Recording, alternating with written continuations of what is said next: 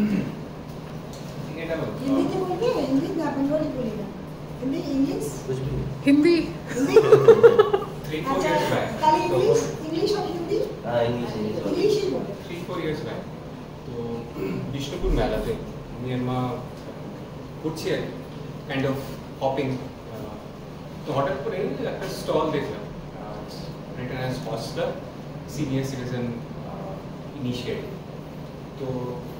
sounded very catchy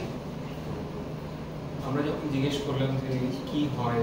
exactly what are the services that you provide তখন জানতে পারলাম যে আমাদের বাবা মারা যারা এখন বয়স হয়ে আছে যারা এখন অতটা অ্যাক্টিভ হতে পারছেন না তো তাদের সবাইকে একটা গেট টুগেদার করে initiative not only get together তো প্রোভাইডিং মেনি ফেসিলিটিস মানে medicines groceries all those things এবং it help A lot actually মানে আমরা যখন ডিউরিং কোভিড পিরিয়ডে যখন আমরা বাইরে বেরোতে পারছি না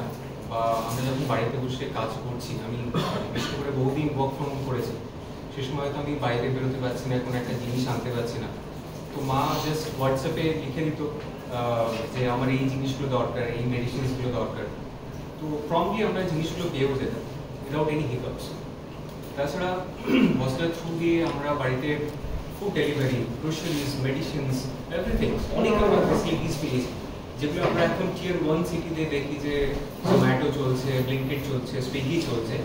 তো hostel replicated the exact same thing in those townships তো ইটস এ গ্রেট ইনিশিয়েটিভ এবং সবথেকে বড় কথা হচ্ছে আস্তে আস্তে যখন হস্টেল বাকি ইনিশিয়েটিভগুলো স্টার্ট করলো যে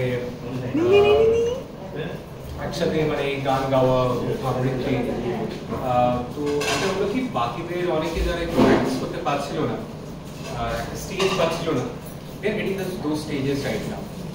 এবং একজন আরেকজনের থেকে অনেক বেশি ইন্সপায়ার্ড হচ্ছে শান্তনুদা তার মানে হ্যাটস অফ টু শান্তনুদা মানে শান্তনুদা না থাকলে বোধহয় এই স্টেজটা অনেকেই পেত না তো